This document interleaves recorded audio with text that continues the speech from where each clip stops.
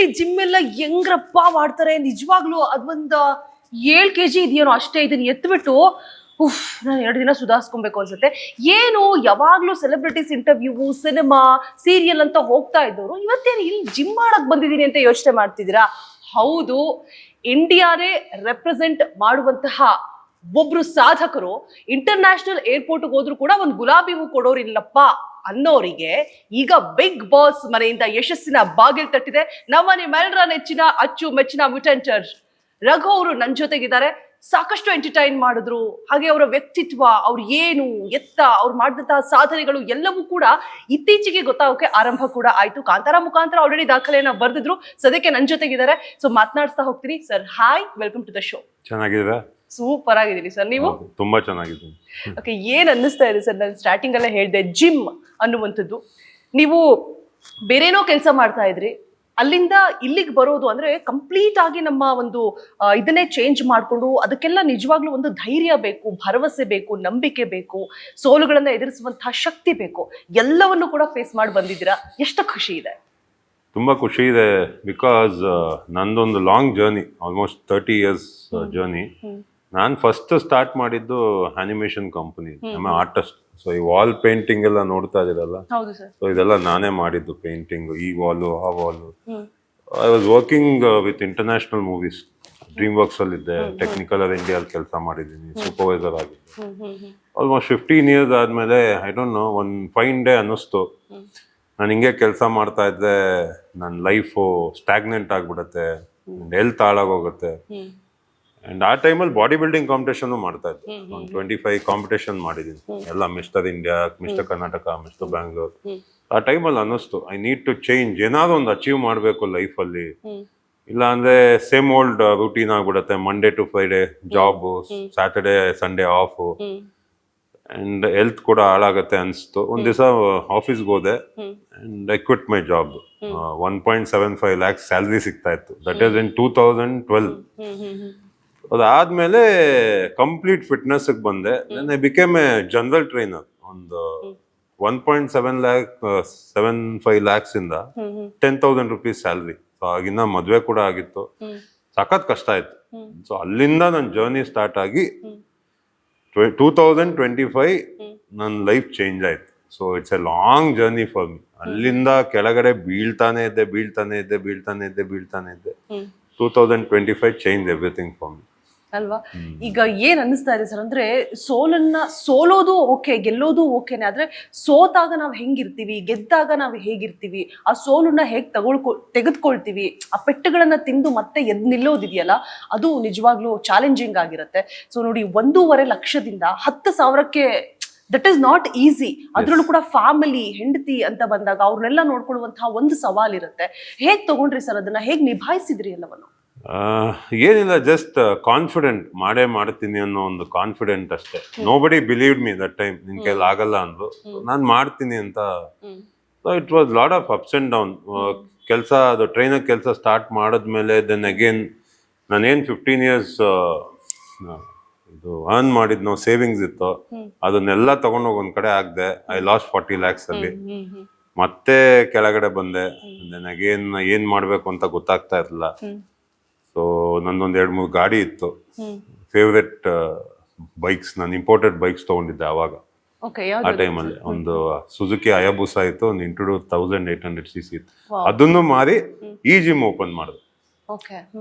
ಅಲ್ಲೆಲ್ಲ ಕಳ್ಕೊಂಡಿದ್ದೆ, but again I didn't lose hopes. ಮಾಡೋಣ ಇನ್ನೊಂದ್ಸತೆ ಅಂತ ಮತ್ತೆ ಮಾಡಿದೆ. ಅಲ್ಲಿ ನಡೀತಾ ಇರುವಾಗ ಸ್ವಲ್ಪ ಓಕೆ ಆಗಿತ್ತು. ಆಮೇಲೆ ಒಂದು ದೊಡ್ಡ ಆಕ್ಸಿಡೆಂಟ್ ಆಗುತ್ತೆ, ಕಾಲ್ ಮುರಿದೋಗುತ್ತೆ ಕಂಪ್ಲೀಟ್ ಆಗಿ. ಸೊ ಒಂದು 6 months ಬೆಡ್ ರೆಸ್ಟ್ ಇರ್ತೀನಿ. ಡಾಕ್ಟರ್ಸ್ ಹೇಳ್ತಾರೆ, ಇನ್ಯಾವತ್ತಾದ್ರೂ ನೀನ್ ಜಿಮ್ಗೆ ಹೋಗಿ ಲಿಫ್ಟ್ ಮಾಡಿದ್ರೆ ನೀನ್ ಪರ್ಮನೆಂಟ್ ಆಗಿ ವೀಲ್ ಚೇರ್ ಅಲ್ಲಿ ಇರ್ಬೇಕು ಅಂತ. I didn't give up again.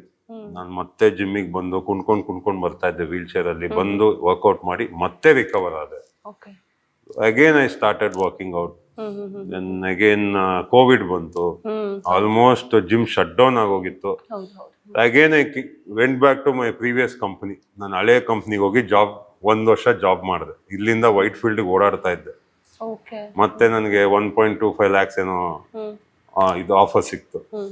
So ಮತ್ತೆ ತಣ್ಣಗಾದ್ಮೇಲೆ ಮತ್ತೆ came back, I started doing motivational video.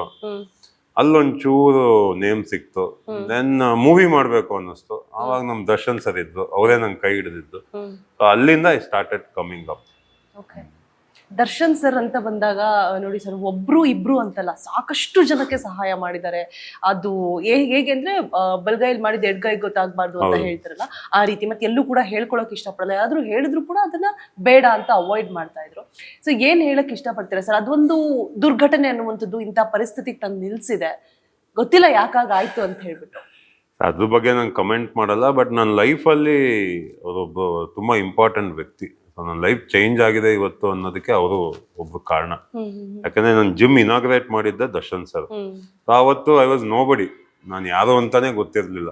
ಅವರು ಹೈದರಾಬಾದ್ ಟೈಮಲ್ಲಿ ಒಂದು ಸ್ಮಾಲ್ ಹೆಲ್ಪ್, ಅವ್ರು 6 ಪ್ಯಾಕ್ಸ್ ಮಾಡ್ತಿರ್ತಾರೆ, ನನ್ನ ಫ್ರೆಂಡ್ಸು ಹೋಗಿ ಡಯಟ್ ಅದೆಲ್ಲ ಇದ್ ಮಾಡಿರ್ತೀನಿ. ಅದು ಒಂದೇ ಕಾರಣಕ್ಕೆ ಅವ್ರು ಫೋನ್ ಮಾಡಿದಾಗ ಇಮಿಡಿಯೇಟ್ ಆಗಿ ಬಂದು ನನ್ನ ಜಿಮ್ ಇನಾಗ್ರೇಟ್ ಮಾಡ್ಕೊಡ್ತಾರೆ. ಅವ್ರು ಆಚೆ ಬರೋದೇ ಕಷ್ಟ, ಸೊ ಅದ್ರಲ್ಲೂ ಜಿಮ್ಮಿಗೆ ಬಂದು ಇನಾಗ್ರೇಟ್ ಮಾಡ್ತಾರೆ. ಅಂಡ್ ಆ ಟೈಮಲ್ಲಿ ನಂಗೆ ಮೂವಿ ಇಂಟ್ರೆಸ್ಟ್ ಇರ್ಲಿಲ್ಲ ಮಾಡ್ಬೇಕು ಅಂತ. ಸಮ್ ಆಫ್ಟರ್ ಕೋವಿಡ್ ಆಮೇಲೆ ಆಕ್ಸಿಡೆಂಟ್ ಎಲ್ಲ ಆದ್ಮೇಲೆ ಇಂಟ್ರೆಸ್ಟ್ ಬಂತು. ಸರ್ ನಾವು ಕೇಳಿದಾಗ ಇಮಿಡಿಯೇಟ್ ಆಗಿ 3 ಮೂವಿ ಕೊಟ್ರು, ಗರ್ಡಿ, ಕಾಟೇರ ಅಂಡ್ ಕ್ರಾಂತಿ. ಅಲ್ಲಿಂದ ಐ ಗಾಟ್ ಅಂದ್ರೆ ತುಂಬಾ ಇಂಟ್ರೆಸ್ಟ್ ಬಂತು ಮೂವಿ ಮಾಡ್ಬೇಕು ಅಂತ. ಮುಂಚೆ ಎಲ್ಲ ಟೆಕ್ನಿಕಲಿ ಬ್ಯಾಕ್ ಗ್ರೌಂಡ್ ಅಲ್ಲಿ ಇದ್ದೆ, ಇವಾಗ ಆಕ್ಟ್ ಮಾಡ್ಬೇಕು ಅಂತ ಒಂದು ಆಸೆ ಬಂತು. ನಿಜ ನಿಜ. ಅಂದ್ರೆ ಏನೋ ಮಾಡ್ತಿದ್ದವರು ಎಲ್ಲೋ ಒಂದು ಒಂಥರ ನದಿ ತರ, ಎಲ್ಲೋ ಹುಟ್ಟಿ ಎಲ್ಲೋ ಬೆಳೆದು ಎಲ್ಲೋ ಸೇರೋ ತರ. ಸೊ ನಿಮ್ದು ಯಾವ್ದೋ ಕೆಲಸ ಇಂದ ಇನ್ನೇನೋ ಆಗಿ ಸಿನಿಮಾ ಒಂದು, ಅದಾದ ನಂತರ ಫೈನಲ್ ಜಿಮ್ಮು, ಈಗ ಬಿಗ್ ಬಾಸ್. ಬಿಗ್ ಬಾಸ್ ಅನ್ನುವಂಥದ್ದು ಮ್ಯೂಟೆಂಟ್ ರಘು ಅನ್ನುವಂಥವ್ರು ಯಾರಿಗೆಲ್ಲ ಗೊತ್ತಿರ್ಲಿಲ್ಲ ಅಂದ್ರೆ, ಮೋಸ್ಟ್ ಆಫ್ ಆಲ್ ಈ ಸಿನಿಮಾ ಚಿತ್ರರಂಗದಲ್ಲಿರೋರಿಗೆ ಆಲ್ಮೋಸ್ಟ್ ಗೊತ್ತಿದ್ರಿ, ಬಟ್ ಇನ್ನೂ ಹೊರಗಡೆ ಜನಕ್ಕೆ ರೀಚ್ ಆಗೋದಕ್ಕೆ, ಕರ್ನಾಟಕ ಜನತೆಗೆ ರೀಚ್ ಆಗೋದಕ್ಕೆ ಬಿಗ್ ಬಾಸ್ ಅನ್ನುವಂಥದ್ದು ಎಷ್ಟು ಯೂಸ್ಫುಲ್ ಆಯ್ತು ಸರ್ ನಿಮ್ಗೆ? ತುಂಬಾ ಯೂಸ್ಫುಲ್. ಯಾಕಂದ್ರೆ ನಮ್ಮ ಮನೆ ಹತ್ರ ಸ್ಕೂಲ್ ಇದೆ. ಇವನ್ 2 years 3 years ಚಿಕ್ಕ ಮಕ್ಕಳು ಕೂಡ ರಘು ರಘು ಅಂತ ನಮ್ಮ ಮನೆಗೆ ಬರ್ತಾ ಇದಾರೆ. ಅಂದ್ರೆ ಎಲ್ಲೇ ಹೋದ್ರು ಒಬ್ಬ ಚಿಕ್ಕ ಹುಡುಗರಿಂದ ಹಿಡಿದು ದೊಡ್ಡವರು ವಯಸ್ಸಾದವರು ಕೂಡ ನನ್ನ ರೆಕಗ್ನೈಸ್ ಮಾಡ್ತಾರೆ. ಅಂಡ್ ಅದಕ್ಕಿಂತ ಖುಷಿ ಯಾರಿಗೆ ಸಿಗುತ್ತೆ ಹೇಳಿ? ಲೈಕ್ ಇಷ್ಟು ವರ್ಷ ಮಾಡಿದ್ದಕ್ಕೆ like this happiness is too much. ತುಂಬಾ ಖುಷಿ ಆಗ್ತದೆ ಸರ್. ಈಗ ಬಿಗ್ ಬಾಸ್ ಅಂತ ಬಂದಾಗ ಸಾಕಷ್ಟು ಜನ ಕಲಾವಿದರು ಏನ್ ಮಾಡ್ತಾರೆ, ಬೇಡಪ್ಪ ಯಾಕೆ ಬೇಕು, ನಾವ್ ಇಲ್ಲಿ ಇರೋದೊಂಥರ, ಅಲ್ಲಿ ತೋರ್ಸೋದೊಂಥರ, ಹಂಗೆಲ್ಲ ಆಗ್ಬಿಡತ್ತೆ, ಪಾಸಿಟಿವ್ ನೆಗೆಟಿವ್ ಏನ್ ಆಗ್ತಿರುತ್ತೆ ಹೊರಗಡೆ ಗೊತ್ತಾಗಲ್ಲ ಅಂತ ಹೇಳ್ಬಿಟ್ಟು ಎಷ್ಟೋ ಜನ ಬೇಡ ಅಂತ ಅವಾಯ್ಡ್ ಮಾಡ್ತಾರೆ. ಕರೆ ಬಂದ್ರು ಕೂಡ ಬೇಡ ನಮ್ಗೆ ಅಂತ ಹೇಳ್ಬಿಟ್ಟು. ಸೊ ನಿಮಗೆ ಕರೆ ಬಂದಂತ ಸಂದರ್ಭದಲ್ಲಿ ಹೆಂಗ್ ಡಿಸಿಷನ್ ತಗೊಂಡ್ರಿ? ಹೋಗ್ಬೇಕು ಅಂತ ತಕ್ಷಣ ಅನ್ನಿಸ್ತಾ, ಅಥವಾ ಮನೇಲಿ ಕೂತ್ಕೊಂಡು ವೈಫ್ನಾಗಿರ್ಬೋದು ಕೂತ್ಕೊಂಡು ಮಾತಾಡಿ ಬೇಕು ಬೇಡ ಎಲ್ಲವನ್ನು ಕೂಡ ವಿಚಾರಿಸಿ ಹೇಗ್ ತಗೊಂಡ್ರಿ? ಬಂದ ತಕ್ಷಣ ಫಟ್ ಅಂತ ಒಪ್ಕೊಂಡ್ರ? ಇಲ್ಲ, Bigg Boss I was against Bigg Boss. ಮುಂಚೆಯಿಂದನೂ ಬಿಗ್ ಬಾಸ್ ಅಂದ್ರೆ ನಂಗೆ ಇಷ್ಟ ಇರ್ಲಿಲ್ಲ. ಯಾಕಂದ್ರೆ ಒಂದ್ ಸೀಸನ್ ನೋಡಿಲ್ಲ, ಒಂದ್ ಎಪಿಸೋಡ್ ನೋಡಿಲ್ಲ ಇಲ್ಲಿ ತನಕ. ನನ್ನ ಎಪಿಸೋಡ್ಸ್ ಇವಾಗ ಆಚೆ ಬಂದ್ಮೇಲೆ ಏನು ನೋಡಿಲ್ಲ. I have never seen Bigg Boss episode. ಏನ್ ನೋಡೋದು ಇನ್ಸ್ಟಾಗ್ರಾಮ್ ಅಲ್ಲೇ ನೋಡಿದ್ದು. ನಮ್ ವೈಫ್ ಪೋಸ್ಟ್ ಮಾಡೋದು ಹೋಗು ಅಂತ. But negative positive it's depends on us. ನಾವು ಮನೇಲಿ ಹೆಂಗಿರ್ತೀವೋ ಹಂಗೆ ಆಚೆ ಕಾಣಿಸುತ್ತೆ. ಅಲ್ಲಿ ಏನು ಸ್ಕ್ರಿಪ್ಟೆಡ್ ಇಲ್ಲ. ನಾನ್ ಮುಂಚೆ ಹಂಗೆ ಅನ್ಕೊಂಡಿದ್ದೆ, scripted show, everything is fake ಅಂತ. ಬಟ್ ಏನು ಫೇಕ್ ಇಲ್ಲ. ಎಷ್ಟು ರಿಯಲ್ ಆಗುತ್ತೋ ಅಷ್ಟು ರಿಯಲ್ ಬಿಗ್ ಬಾಸ್. ನಾವ್ ಅಲ್ಲಿ ಹೆಂಗಿರ್ತೀವೋ ಆಚೆ ಕೂಡ ಜನರು ಹಂಗೆ ನಮ್ಮನ್ನ ನೋಡ್ತಾರೆ. ನನಗಿದ್ದಿದ್ದು ಇಷ್ಟೇ. ನಾನು ಇವಾಗ 30 years ಇಂದ ಏನ್ ಕ್ಯಾರಿ ಮಾಡ್ಕೊಂಡ್ ಬಂದಿದ್ದೀನೋ, I don't want to spoil it. ಕೋಪ ಜಾಸ್ತಿ ನನ್ಗೆ, ಭಯಂಕರ ಕೋಪ. ಅಂಡ್ ಕೋಪ ಇದ್ದಾಗ ನನ್ನ ಲೈಫಲ್ಲಿ ತುಂಬಾ ಇನ್ಸಿಡೆಂಟ್ಸ್ ಅಲ್ಲಿ I lost so many things. Bad decisions ಮಾಡಿದ್ದೀನಿ. ಅದೇ ಮಿಸ್ಟೇಕ್ ನಂಗೆ ಮಾಡಕ್ ಇಷ್ಟ ಇರಲ್ಲ ಬಿಗ್ ಬಾಸ್ ಮನೇಲಿ. I had to control my anger there. ಅದೇ ಒಂದು ಬಿಗ್ಗೆಸ್ಟ್ ವಿನ್ ನನಗೆ ಬಿಗ್ ಬಾಸ್ ಮನೆಯಲ್ಲಿ. So I didn't give up anywhere ನನ್ನ ವ್ಯಕ್ತಿತ್ವನ. ಯಾಕೆಂದ್ರೆ ನಮ್ ವೈಫ್ ಇದಾರೆ, ನನ್ ಮಗ ಸ್ಕೂಲ್ಗೆ ಹೋಗ್ತಾನೆ. ನಾನ್ ಮಾಡೋ ಒಂದು ತಪ್ಪು ಕೆಲ್ಸದಿಂದ ಅವ್ರಿಗೆ ಎಫೆಕ್ಟ್ ಆಗ್ಬಾರ್ದು ಅನ್ನೋದು ಮೈಂಡ್ ಅಲ್ಲಿ. ಸೂಪರ್. ಓಕೆ. ಈಗ ಸಾಕಷ್ಟು ಜನ ಗಂಡ್ಮಕ್ಳು ಮನೇಲಿ ಹೆಂಡತಿರ್ ಮಾತನ್ನ ಕೇಳಲ್ಲ. ಸೊ ನಿಮಗೆ ಏನ್ ಅನಿಸ್ತಾ ಇದೆ ಬಿಗ್ ಬಾಸ್ ಹೋಗಿ ಬಂದ್ಮೇಲೆ ಹೆಂಡತಿ ಮಾತು ಕೇಳ್ಬೇಕು ಅಂತ ಅನಿಸ್ತಿದೆ? ಇಲ್ಲ, ಕೇಳಲ್ಲ ಅಂತಲ್ಲ. ನಾನು ಯಾವಾಗೂ ಐ ಟೇಕ್ ಅ ಸಜೆಷನ್. ಯಾಕೆಂದ್ರೆ ಆಲ್ಮೋಸ್ಟ್ 13 years ಮ್ಯಾರೇಜ್ ಅಲ್ಲಿ ನಾನೇನಾದ್ರು ಮಾಡ್ಬೇಕು ಅಂದ್ರೆ ಅವ್ಳನ್ನ ಕೇಳ್ತೀನಿ. She is my like my friend. So ಕೇಳೋದ್ರಲ್ಲಿ ತಪ್ಪೇನಿಲ್ಲ. ಒಂದ್ಸತೆ ನಮ್ ಮೈಂಡ್ ಬ್ಲಾಂಕ್ ಆಗೋಗುತ್ತೆ. ಒಂದ್ ಸಜೆಷನ್ ಕೇಳೋದ್ರಿಂದ ತಪ್ಪೇನಿಲ್ಲ. ಲಾಟ್ ಆಫ್ ಟೈಮ್ ನಮ್ ವೈಫ್ ರೈಟ್ ಇದ್ಲು. I was wrong. ಸೊ ಅವ್ರು ಡಿಸಿಷನ್ ತಗೊಂಡಾಗ ನನ್ಗೆಲ್ಲ ಒಳ್ಳೇದೇ ಆಗಿದೆ. ಇವಾಗ ಕ್ವಾಟ್ಲೆ ಕಿಚನ್ ಅಷ್ಟೇ, ನನ್ಗೆ ಹೋಗಕ್ಕೆ ಇಷ್ಟ ಇರ್ಲಿಲ್ಲ, ಓಕೆ ಮಾಡೋದೇ ಇಲ್ಲ ಅಂತ ಕೂತಿದ್ದೆ. ಶಿ ಫೋರ್ಸ್ಡ್ ಮೀ, ಆ ಶೋನೇ ವಿನ್ ಆಗ್ಬಿಟ್ಟೆ ನಾನು. So ಅಲ್ಲಿಂದ ನಂಗೆ ಬಿಗ್ ಬಾಸ್ ಸಿಕ್ತು. ಕ್ವಾಟ್ಲೆ ಕಿಚನ್ ಮಾಡಿರ್ಲಿಲ್ಲ ಅಂದ್ರೆ ಕಲರ್ಸ್ಗೆ ನನ್ ಬಗ್ಗೆ ಗೊತ್ತಾಗ್ತಾ ಇರ್ಲಿಲ್ಲ, ಇಂಟ್ರೊಡ್ಯೂಸ್ ಆಗ್ತಿರ್ಲಿಲ್ಲ. ಸೊ ಅಲ್ಲಿಂದ Bigg Boss. So it's actually I should thanks my wife. ಅವರಿಂದಾನೇ ನಾನು ಇಲ್ಲಿ ತನಕ ಬಂದಿದ್ದೀನಿ ಅಂತ ಅನ್ಸುತ್ತೆ. Okay, super. ಅಂದ್ರೆ ವೈಫ್ ನೀವೇ ಹೇಳಿದ್ರಿ ಬಿಗ್ ಬಾಸ್ ಎಪಿಸೋಡ್ಸ್ ನೋಡಿಲ್ಲ, ಬಿಗ್ ಬಾಸ್ ಗೆನೆಸ್ಟ್ ಆಗಿದ್ದೆ, ಮತ್ತೆ ಆಚೆ ಬಂದ್ಮೇಲೆ ನಿಮ್ಮ ಎಪಿಸೋಡ್ ಕೂಡ ನೋಡಿಲ್ಲ ಅಂತ. ಎಲ್ಲೋ ಒಂದ್ ಕಡೆ ಹೆಂಡತಿ ಅನ್ನುವರು ನಿಮ್ಮ ಪ್ರತಿ ಸೋಲು ಗೆಲುವಿನಲ್ಲೂ ಕೂಡ ಜೊತೆಲಿದ್ದಾರೆ. ಸೊ ನಮ್ಮ ಅಶೋವೇಗ ನ್ಯೂಸ್ ಮುಖಾಂತರ ಏನಾದ್ರು ಹೇಳ್ಬೇಕು ಅಂತ ಹೇಳಿದ್ರೆ ನಿಮ್ ವೈಫ್ಗೆ, ನೀವು ಈ ಹಿಂದೆ ಹೇಳೋಕ್ ಆಗದೆ ಇರುವಂತದ್ದು? ಎಲ್ಲ ಹೇಳಿದೀನಿ, ಬಿಗ್ ಬಾಸ್ ಮನೇಲೆ ಎಲ್ಲ ಹೇಳಿದೀನಿ. ಬಿಕಾಸ್ ನನ್ ಜರ್ನಿ ಇಲ್ಲಿ ಇದೀನಿ ಅಂದ್ರೆ ಬಿಕಾಸ್ ಆಫ್ ಮೈ ವೈಫ್ ಒಂದು. ಯಾಕಂದ್ರೆ ತುಂಬಾ ಹೆಲ್ಪ್ ಮಾಡೋದು, ಯಾಕಂದ್ರೆ PR ಇರ್ಲಿಲ್ಲ, ನಂಗೆ ಯಾರು ಫ್ಯಾಮಿಲಿ ಸಪೋರ್ಟ್ ಇಲ್ಲ. ನಾನು, ನಮ್ಮ ವೈಫು, ನಮ್ಮ ಮಗ, 3 ಜನ. I don't have any support from my family. So costume ಕೂಡ ಅವಳೇ ನೋಡ್ಕೊಂತಾ ಇದ್ಲು, ಜಿಮ್ ನೋಡ್ಕೊಂತಾ ಇದ್ಲು, ಎವ್ರಿಥಿಂಗ್ ಅವಳೇ ಟೇಕ್ ಕೇರ್ ಮಾಡ್ತಾ ಇದ್ಲು. ಮೇ ಬಿ ನಂದು 25% ಅಂದ್ರೆ ಅವಳದು 75% ಇದೆ ಇದ್ರಲ್ಲಿ ಜರ್ನಿ. ಪ್ರತಿಯೊಬ್ಬ ಗಂಡಿನ ಯಶಸ್ಸಿನ ಹಿಂದೆ ಹೆಣ್ಣು ಇರ್ತಾಳೆ, ಅದ್ ನಿಜ. ಅದು ಆಕ್ಚುಲಿ ನಾವು ಸ್ವಲ್ಪ ಮೆಚೂರ್ಡ್ ಆಗಿ ಕೇಳ್ಬೇಕು ಅಷ್ಟೇ. ಮೇಲ್ ಈಗೋ ಇರಬಾರ್ದು. Because lot of time I felt ಅವರು ಕರೆಕ್ಟ್ ಆಗಿ ಮಾತಾಡ್ತಾರೆ. Super sir. ಈಗ ಬಿಗ್ ಬಾಸ್ ಮನೆಯಲ್ಲಿ ಕೋಪ ಅನ್ನೋದೇ ಮೊದಲು ನಮಗೆ ಗೇಮ್ ಸ್ಟಾರ್ಟ್ ಮಾಡೋಕ್ಕಾಗ್ಲಿ, ಅದನ್ನ ಮುಗಿಸೋಕ್ಕಾಗ್ಲಿ, ನಾವು ಆಚೆ ಬರೋಕ್ಕೆ, ಒಳಗಡೆ ಉಳ್ಕೊಡೋದಕ್ಕೆ ಇದು ಒಂದು ಅಸ್ತ್ರ ಆಗಿ ಉಪಯೋಗಿಸಕ್ ಪಡತ್ತೆ. ಸೊ ಕೋಪ ಅನ್ನುವಂಥದ್ದು ರಘುವ್ರಿಗೆ ತುಂಬಾ ಇತ್ತು ಅಂತ ಹೇಳಿದ್ರಿ. ಒಳಗಡೆ ಹೋಗಿ ಆಚೆ ಬಂದ್ಮೇಲೆ ಕಮ್ಮಿ ಏನಾದ್ರು ಆಗಿದೆಯಾ? ಪೇಷನ್ಸ್ ಉಂಟಾಗಿದೆಯಾ? ತಾಳ್ಮೆ ಬಂದಿದೆಯಾ? ಎಲ್ಲ ಬದಲಾವಣೆಗಳಾಗಿದೆ. ಪೇಷನ್ಸ್ ತುಂಬಾ ಬಂದಿದೆ. ಅಂಡ್ ಬಿಕಾಸ್ ಅಲ್ಲಿ ನಂಗೆ ಬೇಕಂತ they were trying to make me anger. ಅಂದ್ರೆ ನನ್ ಕೋಪ ಬಂದಾಗ ಅವ್ರಿಗೊಂದು ಚಾನ್ಸ್ ಸಿಗುತ್ತೆ ಟು ಗಿವ್ ರೀಸನ್. ಅಲ್ಲಿ ರೀಸನ್ ಬೇಕು ಆಚೆ ಎತ್ತಕ್ಕೆ. Not giving that reason. ಏನೋ ಕೋಪ ಬಂದ್ರೆ ಸ್ವಿಮ್ಮಿಂಗ್ ಪೂಲ್ಗೆ ಹೋಗ್ಬಿಡ್ತಿದ್ದೆ, ಇಲ್ಲ ಶವರ್ ತಗೊಂತಾ ಇದ್ದೆ. Used to control myself. ಆಮೇಲೆ ಎಲ್ಲಾರು ಒಂದ್ ಗೇಮ್ ಮಾಡಿದ್ರೆ ನನ್ಗೆ 2 ಗೇಮ್ ಇತ್ತು. ನನ್ ಬಾಡಿ ವೇಟ್ ಬೇರೆ ಇಳಿತಾ ಇತ್ತು, 25 kgs ಏನೋ ಲಾಸ್ ಆಯ್ತು ಅಲ್ಲಿ ಹೋಗಿ. ನನ್ mind, I was holding myself. ನನಗ್ ನಾನೇ ಮಾತಾಡ್ಕೊಳ್ಳೋದು ಎವ್ರಿ ಡೇ, ಇನ್ನೊಂದ್ ಸ್ವಲ್ಪ ದಿವಸ. ಬಿಕಾಸ್ ಬಿಗ್ ಬಾಸ್ ಮನೆ ಹೋಗೋ ಮುಂಚೆ ನಾನು ಒಂದು 2 weeks 3 weeks ಮ್ಯಾಕ್ಸಿಮಮ್ ಸರ್ವೈವ್ ಆಗ್ಬೋದು ಅಂತ ಅನ್ಕೊಂಡೆ. ಬಟ್ ಹೋದ ತಕ್ಷಣ ಹೆಂಗಾಗೋಯ್ತು ಅಂದ್ರೆ ಅಂದ್ರೆ ಹೋಗಿದ ತಕ್ಷಣ ಕ್ಯಾಪ್ಟನ್ ಆದೆ, ಪ್ರಿನ್ಸಿಪಲ್ ಆದೆ, ಕಿಚನ್ ಚಪ್ಪಾಳೆ ಸಿಕ್ತು. ಅಲ್ಲಿಂದ ನನ್ನ ಏನಪ್ಪ ಮೋಟಿವೇಶನ್ ಇರ್ಬೋದು, ಕಾನ್ಫಿಡೆನ್ಸು ಸೂಪರ್ ಆಗಿ ಮೇಲೋಟೋಯ್ತು. ಇಲ್ಲ ಲಾಸ್ಟ್ ತನಕ ಇರ್ಬೋದು. ಗಿಲ್ಲಿ ಅವ್ರು ಯಾವಾಗ್ಲೂ ಒಂದ್ ಮಾತು ಹೇಳ್ತಾ ಇದ್ರು, ನಮ್ಗೆ ಯಶಸ್ಸು ಅನ್ನೋದು ಬೇಗ ಸಿಗಲ್ಲ, ಬೇಗ ಸಿಕ್ಕರೆ ಅದು ಪರ್ಮನೆಂಟ್ ಆಗಿ ಉಳಿಯಲ್ಲ, ಪರ್ಮನೆಂಟ್ ಆಗಿ ಉಳಿಯೋದು ಯಾವತ್ತು ಬೇಗ ಸಿಗಲ್ಲ ಅಂತ. ಟ್ರೂ ಅನ್ಸ್ತಿದೆ 100%. ಯಾಕಂದ್ರೆ ನಮ್ಗೆ ಅವಾಗ ನಾನು ಏನೇನು ಇವಾಗ ನೋಡಿ 14 ಗೋಲ್ಡ್ ಮೆಡಲ್ ಇದೆ, ಇಂಟರ್ನ್ಯಾಷನಲ್ ವರ್ಲ್ಡ್ ರೆಕಾರ್ಡ್ ಇದೆ, ಇಂಡಿಯಾದಲ್ಲಿ ಎಷ್ಟೊಂದು ರೆಕಾರ್ಡ್ಸ್ ಇದೆ. ಕ್ರೀಡಾ ರತ್ನ ಅವಾರ್ಡ್ ಕೊಟ್ಟಿದ್ದಾರೆ ಕರ್ನಾಟಕದವರು. ಜಿಮ್ ಅಲ್ಲಿ ಇರೋದು 4 ಜನ ಮೆಂಬರ್ಸ್ ನಂಗೆ ಕಂಗ್ರಾಚುಲೇಟ್ ಮಾಡ್ತಾ ಇದ್ರು ಅವಾಗ. Nobody new. ಅದು ಅಷ್ಟು ಮಾಡಿರೋದು ಇವಾಗ ಜನಕ್ಕೆ ಗೊತ್ತಾಗ್ತಾ ಇದೆ.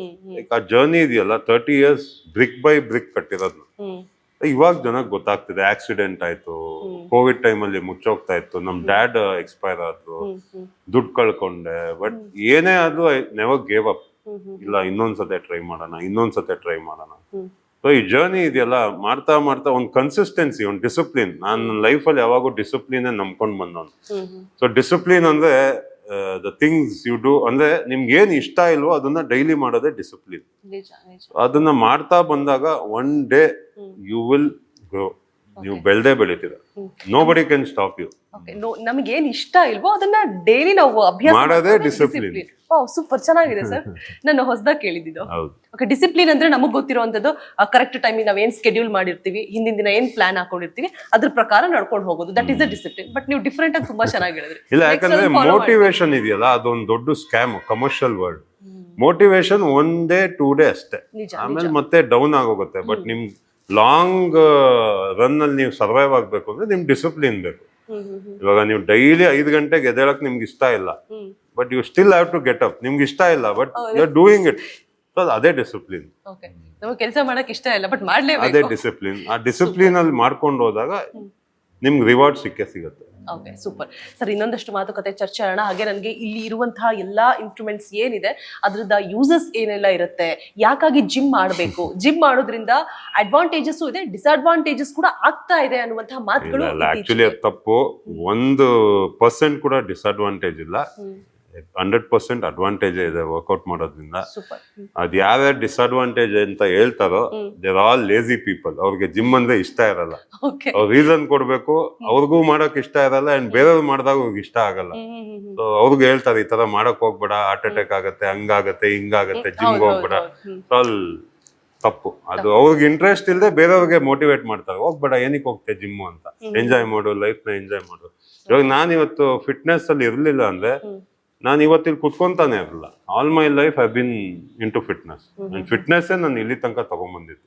ಒಂದು ರೆಕಗ್ನೇಷನ್ ಸಿಕ್ಕಿದೆ ಅಂದ್ರೆ because of fitness. First fitness ನಂಗೆ ಸಿಕ್ಕಿತ್ತು, ಇವಾಗ ಬಿಗ್ ಬಾಸ್ ಬಂದಿದೆ. ಬಟ್ ಇಲ್ಲಿ ತನಕ ರಘು ಯಾರು ಅಂದ್ರೆ is a power lifter, is a strong man, is a artist, is very passionate about cooking. So ಇದನ್ನೆಲ್ಲ ಮರೆಯಕ್ಕೆ ಹೋಗ್ಬಾರ್ದು. All these days I was in to fitness. Raghu sir, ನಾನು ತುಂಬಾ ಜಿಮ್ಗಳಿಗೆ ಭೇಟಿ ಕೊಟ್ಟಿದ್ದೀನಿ. ವಿಟ್ ಅಂಡ್ ಸ್ಟ್ರೆಂತ್ ಜಿಮ್ ತುಂಬಾ ಡಿಫ್ರೆಂಟ್ ಆಗಿದೆ ಅಂತ ಅನ್ನಿಸ್ತಾ ಇದೆ. ಸೊ ಅಂದ್ರೆ ನೀವು ಹೇಳಿದ್ರಿ ಅವಾಗಲೇ ಇಲ್ಲಿರೋ ಆರ್ಟ್ಗಳಾಗಿರ್ಬೋದು ಎಲ್ಲ, ಮತ್ತೆ ಇಕ್ವಿಪ್ಮೆಂಟ್ಸ್ ಆಗಿರ್ಬೋದು, ಇಲ್ಲಿ ವರ್ಕೌಟ್ ಮಾಡ್ತಿರೋನು ನಾವಾಗಲೇ ನೋಡಿದೆ, ಏನೋ ತುಂಬಾ ಡಿಫ್ರೆಂಟ್ ಅಂತ ಅನ್ನಿಸ್ತು, ವಿಭಿನ್ನವಾಗಿದೆ. ಸೊ ಎಕ್ಸ್ಪ್ಲೈನ್ ಮಾಡ್ತಾ ಹೋದರೆ, ಮೊದಲನೇದಾಗಿ ನಮ್ಮ ಡಿ ಬಾಸ್ ದರ್ಶನ್ ಅವರು ನಿಮಗೆ ಸಿನಿಮಾ ಕೊಟ್ಟಂತಹ 3 ಸಿನಿಮಾ ಕೊಟ್ಟಂತಹ ದರ್ಶನ್ ಅವರ ಫೋಟೋ ಯಾವಾಗಿಂದು, ಯಾವಾಗ ಬಂದಿದ್ರು, ಏನು ಇರ್ತ ಅಂತ. ಓಪನಿಂಗ್ ಬಂದಾದ್ಮೇಲೆ ಮತ್ತೆ ಇದು ಕ್ರಾಂತಿ ಮೂವಿ ಶೂಟ್ ಮಾಡುವಾಗ ಹೈದರಾಬಾದ್ ಅಲ್ಲಿ ಜೊತೆಗೆ ವರ್ಕೌಟ್ ಮಾಡ್ತಾ ಇದ್ವಿ, ಅವಾಗ ತೆಗ್ದಿದ್ದು ಫೋಟೋ. ಅವ್ರ ಜೊತೆ ವರ್ಕೌಟ್ ಮಾಡಿದ ಒಂದು ಮೆಮೊರಬಲ್ ಡೇ ನಂದದು. ಸೊ ಅದಕ್ಕೆ ಅದು ಮೆಮೊರಿಯಲ್ ಇರ್ಲಿ ಅಂತ ಆ ಫೋಟೋನ ಹಾಕೊಂಡಿದ್ದೀನಿ. ಅವತ್ತು ವರ್ಕೌಟ್ ಮಾಡಿದ್ದು ಅವ್ರ ಜೊತೆ, ಕ್ರಾಂತಿ ಮೂವಿ ಟೈಮ್ ಅಲ್ಲಿ, ಶೂಟಿಂಗ್ ಟೈಮ್ ಅಲ್ಲಿ. ಅವ್ರದ್ದು ಹೇಗಿರುತ್ತೆ ಸರ್ ವರ್ಕೌಟ್ ಎಲ್ಲ? ಬಿಕಾಸ್ ಅವ್ರು ತುಂಬಾ ವರ್ಕೌಟ್ ಅಂಡ್ ಫಿಟ್ನೆಸ್ ಅಂತ ಹೇಳಿದ್ರೆ ತುಂಬಾ ಟೈಮ್ ಕೊಡ್ತಾರೆ. ಫುಡ್ ಆಗಿ ಅಂದ್ರೆ ಯಾವ್ದೇ ಕಾರಣಕ್ಕೂ ಅವರು ವರ್ಕೌಟ್ ಬಿಡ್ತಾ ಇರ್ಲಿಲ್ಲ. ಬೆಳಿಗ್ಗೆ ಆದ್ರೆ ವರ್ಕೌಟ್ ಮಾಡೋದು, ಡಯಟ್ ಎಲ್ಲ ತುಂಬಾ ಸ್ಟ್ರಿಕ್ಟ್ ಆಗಿ ಫಾಲೋ ಮಾಡೋದು, ಸಖತ್ discipline when it comes to workout. Okay, ನಿಮ್ಗೆ ಏನಾದ್ರು ಸಜೆಷನ್ಸ್ ಏನಾದ್ರು ಕೊಡೋರಾ ಸರ್? ಅಂದ್ರೆ ಮೂವಿ ಬಗ್ಗೆ ನನಗೆ ಏನೇ ಇದ್ರು ಸಜೆಷನ್ ಹೋಗಿಸ್ಕೊಂತ ಇದ್ದೆ, ಹೇಳೋರು ಏನ್ ಮಾಡ್ಬೇಕು, ಏನ್ ಮಾಡ್ಬಾರ್ದು.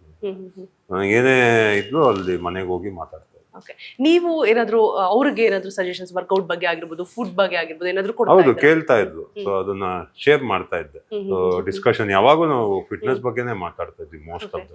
ವರ್ಕೌಟ್ ಹೆಂಗ್ ಮಾಡ್ತಾ ಇದೀರಾ ಅದು. ಓಕೆ ಸರ್, ಇವಾಗ ಒಬ್ರು ಸೆಲೆಬ್ರಿಟಿ ಅಂತ ಅಂದ್ಮೇಲೆ ಆ ಫಿಟ್ನೆಸ್ ಅನ್ನುವಂಥದ್ದು, ವರ್ಕೌಟ್ ಅನ್ನೋದು ಎಷ್ಟು ಇಂಪಾರ್ಟೆಂಟ್ ಆಗುತ್ತೆ? ಅಲ್ಲ, ಸೆಲೆಬ್ರಿಟಿಗೆ ಅಂತಲ್ಲ, ಎಲ್ಲರಿಗೂ ಇಂಪಾರ್ಟೆಂಟ್ ಫಿಟ್ನೆಸ್. ಯಾಕೆಂದ್ರೆ ಮುಂಚೆ ಎಲ್ಲ ವರ್ಕೌಟ್ಸ್ ಜಿಮ್ ಎಲ್ಲ ಇರ್ಲಿಲ್ಲ, ಮನೇಲಿ ಕೆಲಸ ಮಾಡೋರು. ಇವಾಗ ಹಳ್ಳಿ ಕಡೆ ಹೋದ್ರೇನೆ ಇಡೀ ದಿವಸ ಹೊಲದಲ್ಲಿ ಇರ್ತಾರೆ, ಎಷ್ಟು ಫಿಟ್ ಆಗಿರ್ತಾರೆ. ಅಂಡ್ ಅವ್ರು ತಿನ್ನೋ ಊಟ ಕೂಡ ತುಂಬಾ ನ್ಯಾಚುರಲ್ ಆಗಿರುತ್ತೆ. ಇಲ್ಲಿ ಸಿಟಿ ಕಡೆ ಏನಾಗುತ್ತೆ, IT ಜಾಬ್ಸ್ ಅಂಡ್ ಅವ್ರ ಲೈಫ್ ಸ್ಟೈಲ್ ತುಂಬಾ ಸ್ಟಾಗ್ನೆಂಟ್ ಆಗಿರುತ್ತೆ, ಒಂದೇ ಕಡೆ ಕೂತಿರ್ತಾರೆ. ಒಂದು ಕ್ಲಿಕ್ ಆಫ್ ಎ ಬಟನ್ ಊಟ ಬರುತ್ತೆ ಮನೆಗೆ, ಎಲ್ಲ ಜಂಕ್ ಫುಡ್ ತಿಂತಾರೆ, ತುಂಬಾ ಲೇಜಿ ಆಗಿದ್ದಾರೆ ಅಂಡ್ ತುಂಬಾ ಅನ್ಫಿಟ್ ಆಗಿ ಹೋಗಿದ್ದಾರೆ. ಅಂಡ್ ಎಲ್ಲೇ ನೋಡಿದ್ರು ಒಬಿಸ್ ಪೀಪಲ್. ಇನ್ನ ಚಿಕ್ಕ ಮಕ್ಳಿಗೆಲ್ಲ ಒಬಿಸಿಟಿ ಬರ್ತಾ ಇದೆ, ಹಾರ್ಟ್ ಪ್ರಾಬ್ಲಮ್ ಬರ್ತಾ ಇದೆ, ಶುಗರ್ ಬರ್ತಾ ಇದೆ, ಆಲ್ ಬಿಕಾಸ್ ಆಫ್ ಫುಡ್. ಯಾಕಂದ್ರೆ ನಾವ್ ಏನ್ ತಿಂತೀವೋ, ಲೈಕ್ ಒಂದು ಸೇಯಿಂಗ್ ಇದೆ, you are what you eat ಅಂತ. ನೀವೇನ್ ಏನಾದ್ರು ಗಾರ್ಬೇಜ್ ತಿಂದ್ರೆ ನೀವು ಗಾರ್ಬೇಜ್ ತರ ಆಗೋಗ್ತೀರಾ, ಒಳ್ಳೆ ಊಟ ತಿಂದ್ರೆ ನೀವು ಯು ವಿಲ್ ಬಿಕಮ್ ಗುಡ್. ಅಷ್ಟೇ, ಸಿಂಪಲ್. ಆಮೇಲೆ ಗಟ್ ಹೆಲ್ತ್ ನೀಟಾಗಿರ್ಬೇಕು, ಅದಿದ್ರೆ ನಮ್ಮ ಮುಖದಲ್ಲೂ ಕೂಡ ಅದು ಕಾಣಿಸುತ್ತೆ. ಯಾಕಂದ್ರೆ ತುಂಬಾ ನಾವು ತಿನ್ನೋದೆಲ್ಲ ಇವಾಗ ಪ್ರೊಸೆಸ್ಡ್ ಫುಡ್ ಇರೋದ್ರಿಂದ you need to avoid. Real food ತಿನ್ಬೇಕಾಗುತ್ತೆ, ನ್ಯಾಚುರಲ್ ಫುಡ್. ನಿಜ ನಿಜ ಸರ್. ಮತ್ತೆ ಇಷ್ಟೊಂದು ಫೋಟೋಸು, ಜಿಮ್ ಮಾಡ್ತಾ ಇರುವಂಥದ್ದು ಯಾರಿದೆಲ್ಲ, ಯಾವಾಗಿಂದು? ಅಲ್ಲಿ ಪ್ರಶಸ್ತಿ ತಗೊಂಡಿದ್ದೀರಾ, ಕರ್ನಾಟಕ ಕ್ರೀಡಾ ರತ್ನ ಪ್ರಶಸ್ತಿ ಬಂದಿದೆ. ಆ ಕ್ಷಣಗಳನ್ನೆಲ್ಲ ಮೆಲುಕು ಹಾಕೋದಾದ್ರೆ ಆಕ್ಚುಲಿ ಇಲ್ಲಿ ಇರೋದು ಬರೀ 1% ಫೋಟೋಸ್ ಮಾತ್ರ. ಎಷ್ಟು ಮೆಡಲ್ಸ್ ಫೋಟೋಸ್ ಇದೆ ಅಂದ್ರೆ ಜಿಮ್ ಫುಲ್ ಸಾಕಾಗಲ್ಲ, ಅಷ್ಟು ಅಚೀವ್ಮೆಂಟ್ಸ್ ಇದೆ. ಮೇನ್ ಇದೆ, ಯಾಕಂದ್ರೆ ಇದು ಫಸ್ಟ್ ಕಾಂಪಿಟೇಷನ್ ನನ್ನ ಲೈಫ್ ಅಲ್ಲಿ ಮಾಡಿರೋದು. ಇರೋದು ನಾನು 22 ಇಯರ್ಸ್ ಇದ್ದೆ. It was in 2003. My god, ನೋಡಿ ಎಷ್ಟು ಡಿಫ್ರೆನ್ಸ್ ಇದೆ. ಈ ರಘು ಗೊತ್ತೇ ಸಿಗ್ತಾ ಇಲ್ಲ ಸರ್ ಟೋಟಲಿ. ಆಮೇಲೆ ಅದು ಕ್ರೀಡಾ ರತ್ನ ಸಿಕ್ಕಿದ್ದ ಫೋಟೋ. ಅದು ಸ್ಟ್ರಾಂಗ್ ಮ್ಯಾನ್ ಆಫ್ ಇಂಡಿಯಾ 4 ಸತಿ ವಿನ್ ಆಗಿದ್ದೀನಿ. Being strong. Salman Khan company ಇದೆಯಲ್ಲ, ಅವ್ರಿಗೆ ಅಥ್ಲೀಟ್ ಆಗಿದ್ದೆ 3 ವರ್ಷ ನಾನು ಅವ್ರ ಕಂಪನಿಗೆ. ಸ್ಟ್ರಾಂಗ್ ಮ್ಯಾನ್ ಆಫ್ ಇಂಡಿಯಾ ಅಂತ ಅಥ್ಲೀಟ್ ಆಗಿದ್ದೆ, ಅವ್ರು ಅಂಬಾಸಿಡರ್ ಆಗಿದ್ದೆ ಅವ್ರ ಕಂಪನಿಗೆ. ಅವಾಗ ಒಂದು ಫೋಟೋ ಶೂಟು. ನನಗೆ ಇದು ಮಿಸ್ಟರ್ ಬ್ಯಾಂಗ್ಳೂರ್ ಇದಾದಾಗ ಅದೆಲ್ಲ ರಷ್ಯಾದಲ್ಲಿ ರೆಕಾರ್ಡ್ ಮಾಡಿದಾಗ ತೆಗ್ದಿರೋ ಫೋಟೋಸ್. ನನ್ಗೆ ಯಾವ್ದಾವ್ದು ಇಷ್ಟನೋ ಅದನ್ನ ಹಾಕೊಂಡಿದೀನಿ. ನಾನು ತುಂಬಾ ಫೋಟೋಸ್ ಇದೆ ಮನೆಯಲ್ಲಿ. ನಿಮಗೆ ಯಾವ್ದು ತುಂಬಾ ಖುಷಿ ಕೊಡುತ್ತೆ? ಅಂಡ್ ಇದು ಮೈ ಫೇವ್ರೆಟ್ ಪಿಕ್ಚರ್. ರಷ್ಯಾದಲ್ಲಿ 315 kg ಎತ್ತಿದ್ದೆ. ಅದು 3 ಗಂಟೆ ಮಧ್ಯರಾತ್ರಿ ಇದ್ದಿದ್ದು ಕಾಂಪಿಟೇಷನ್. ಅದು 350 kg ಗೋಲ್ಡ್ ಮೆಡಲ್ ವಿನ್ ಆಗಿದ್ದೆ. Super super. ಅದೊಂದು ಅಮೇಜಿಂಗ್ ಮೂಮೆಂಟ್ ನಂದು. ನೋಡಿ ಸರ್, ಅವಾಗ್ಲೇ ಹೀರೋ ಆಗ್ಬೋದಿತ್ತು ಈ ಫೋಟೋದಲ್ಲಿ. ಇಲ್ಲ, ಅವಾಗ ಮಾಡ್ಲಿಂಗ್ ಅಲ್ಲಿ ಇದ್ದೆ ನಾನು. ಗ್ಲಾಡ್ರಾಕ್ಸ್ ವಿನ್ ಆಗಿದ್ದೆ ಸೌತ್ ಇಂಡಿಯಾ ಇಂದ.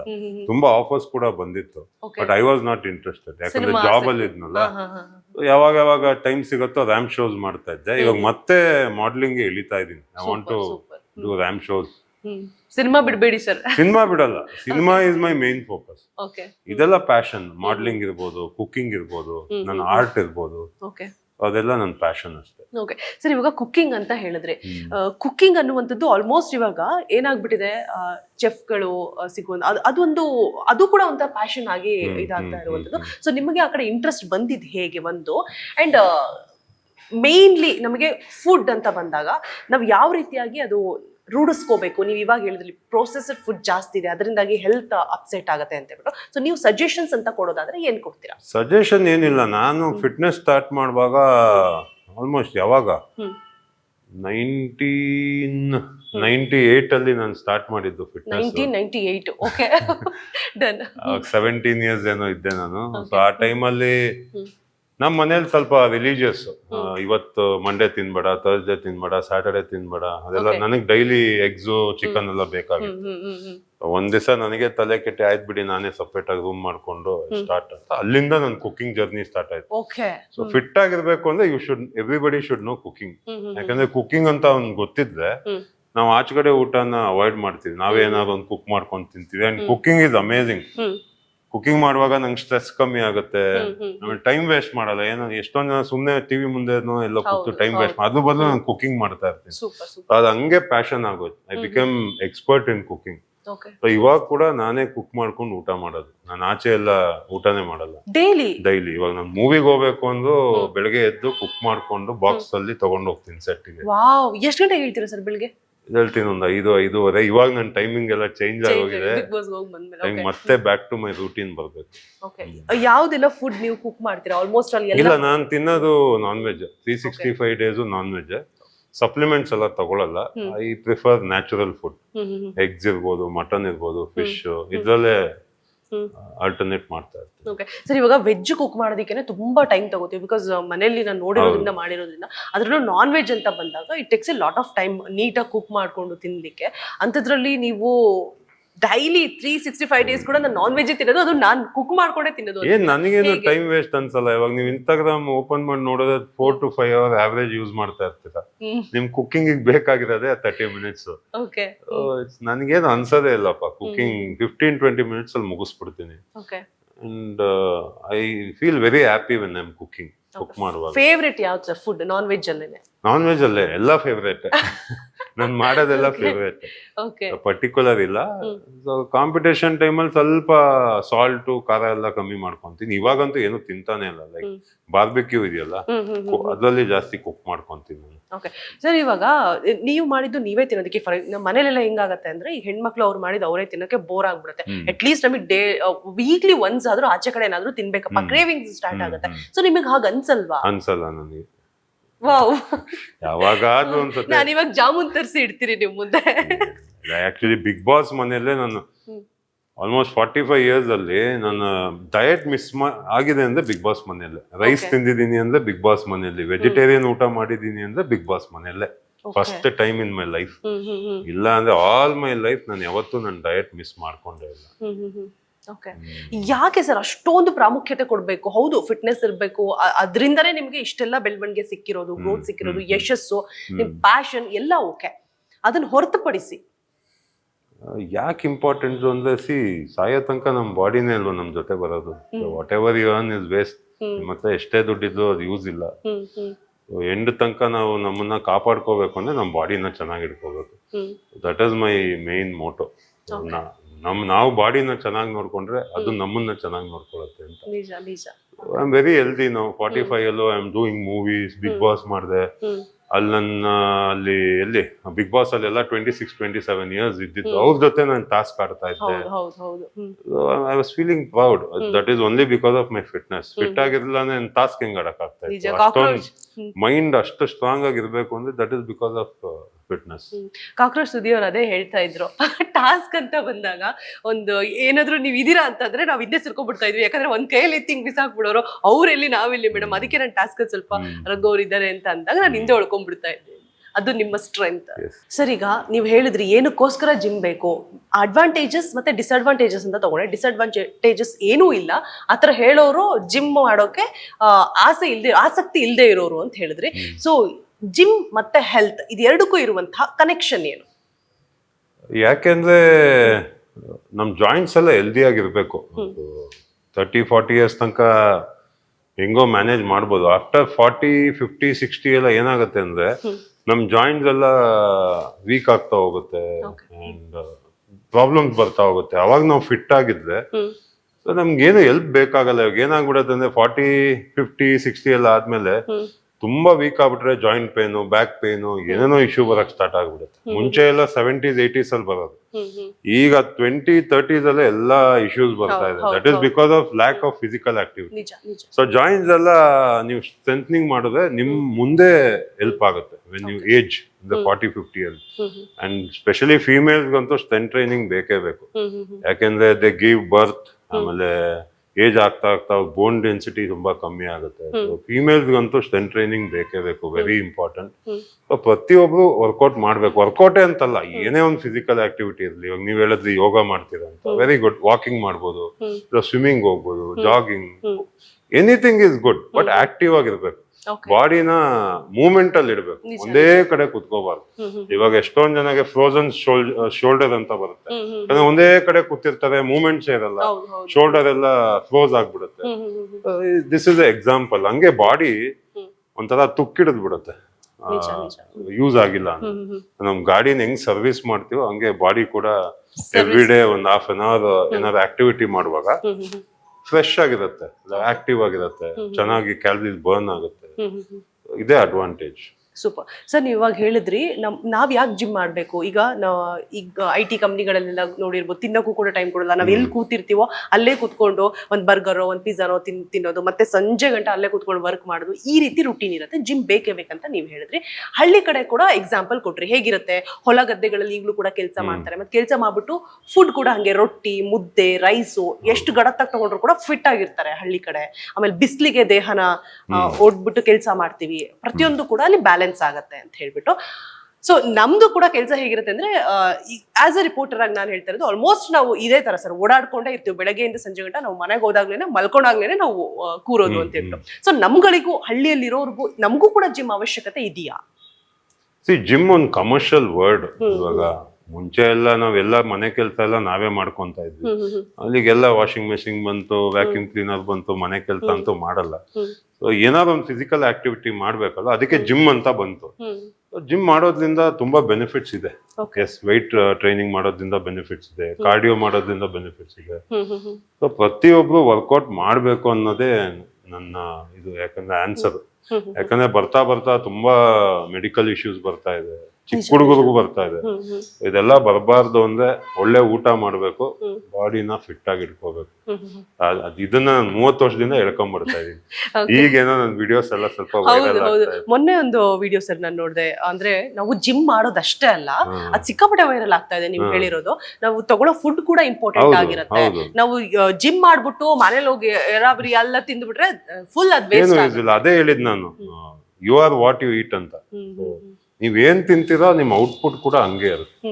ನೀವಾಗ ಒಂದ್ 2 ಅವರ್ ವರ್ಕೌಟ್ ಮಾಡಿ ಮನೆಗೆ ಹೋಗ್ಬಿಟ್ಟು ಚಿಪ್ಸ್, ಪಾನಿಪುರಿ, ಮಸಾಲ ಪುರಿ ಅಂತವೆಲ್ಲ ತಿಂದ್ರೆ ನೋ ಯೂಸ್. ಬರ್ನಿಂಗ್ ಅಂದ್ರೆ ನೀವು ಮಾಡಿದ್ದೆಲ್ಲ ವೇಸ್ಟ್ ಆಗ್ತಾ ಇದೆ. ಸೊ ನೀವು ಒಳ್ಳೆ ಫ್ಯೂಲ್ ಕೊಟ್ರೆ ಔಟ್ಪುಟ್ ಕೂಡ ಚೆನ್ನಾಗಿರುತ್ತೆ. ಗಾಡಿಗೆ ಪೆಟ್ರೋಲ್ ಬದಲು ನೀರ್ ಹಾಕ್ದಂಗೆ. ಅದೇ ತರ ನಾವು ಜಂಕ್ ಫುಡ್ ತಿಂದಾಗ it's all empty calories, body ಚೆನ್ನಾಗಿ ರೆಸ್ಪಾಂಡ್ ಮಾಡಲ್ಲ. ಓಕೆ ಸರ್, ಇವಾಗ ಏನಾಗ್ಬಿಟ್ಟಿದೆ ಅಂದ್ರೆ ನೀವು ನೋಡಿರ್ಬೋದು ಸೋಷಿಯಲ್ ಮೀಡಿಯಾದಲ್ಲಿ, ನ್ಯೂಸ್ ಅಲ್ಲಿ ನಿಮ್ಗೆ ಗೊತ್ತಿರುತ್ತೆ ಏನ್ ತಿನ್ಬೇಕು ಏನ್ ತಿನ್ನಬಾರ್ದು. ಇಡ್ಲಿನೂ ಕೂಡ ತಿನ್ನಬಾರ್ದು, ಅದು ಕೂಡ ಪ್ಲಾಸ್ಟಿಕ್ ಕವರ್ ಹಾಕ್ಬಿಟ್ಟು ಅದ್ರಲ್ಲಿ ಮಾಡ್ತಾರೆ, ಅದು ಕೂಡ ಡೇಂಜರು. ಪ್ರತಿಯೊಂದ್ರಲ್ಲೂ ಕೂಡ ಗೋಬಿ ಮಂಚೂರಿ ಆಗಿರ್ಬೋದು, ಪಾನಿಪುರಿ ಬ್ಯಾನ್ ಮಾಡ್ಬೇಕು ಅಂತ ಆಯ್ತು. ಏನ್ ತಿನ್ಬೇಕು ಏನ್ ತಿನ್ಬಾರ್ದು ಅನ್ನೋದೇ ದೊಡ್ಡ ಪ್ರಶ್ನಾರ್ಥಕ ಚಿಹ್ನೆ ಆಗ್ಬಿಟ್ಟಿದೆ ಸರ್. ಸೊ ಇದೇ ಒಂದು ಪನ್ನೀರು ಪ್ರೋಟೀನ್ ಅಂತಾರೆ, ಅದು ಕೂಡ ಅದ್ರಲ್ಲೂ ಕೂಡ ಕರೆಕ್ಟ್. ಎಲ್ಲ ಏನು ಮಾಡಕ್ಕಾಗಲ್ಲ. ಬಿಕಾಸ್ ಏನಾಗ್ತಿದೆ ಅಂದ್ರೆ ಎವ್ರಿಬಡಿ ಆರ್ ಈಟಿಂಗ್ ಔಟ್ಸೈಡ್.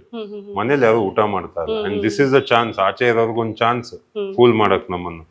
ಅದಕ್ಕೆ ಎಲ್ಲಾರ್ಗು ಹೇಳೋದು ಮನೇಲಿ ಅಡ್ಗೆ ಮಾಡ್ಕೊಳ್ಳಿ, ಅವಾಗ ನಿಮ್ಗೆ ಗೊತ್ತಾಗತ್ ನೀವ್ ಏನ್ ತಿಂತಾ ಇದೀರಾ. ಆಚೆ ಹೋದಾಗ ನಮ್ಗೆ ಏನು ಗೊತ್ತಿಲ್ಲ ಏನ್ ಅವ್ರು ಯೂಸ್ ಮಾಡ್ತಾರೆ, ಅಥವಾ ಏನೇ ಒಂದು ಊಟ ಮಾಡಿದಾಗೂ ಹೋಟ್ಲಲ್ಲೆಲ್ಲ ಏನ್ ಕಲರ್ ಹಾಕ್ತಾರೆ, ಟೇಸ್ಟಿಂಗ್ ಪೌಡರ್ ಇರ್ಬೋದು, ನಮ್ಗೇನು ಬ್ಲಾಂಕ್ ಟೇಸ್ಟ್ ಅಂತೂ ಇರುತ್ತೆ ಊಟ, ಬಟ್ ಅದು ಕ್ವಾಲಿಟಿ ಬಗ್ಗೆ ಗೊತ್ತಿರಲ್ಲ. ಅದಕ್ಕೆ ಮನೇಲಿ ಮಾಡಿದಾಗ ನಮ್ಗೆ ಕ್ಲಾರಿಟಿ ಇರುತ್ತೆ.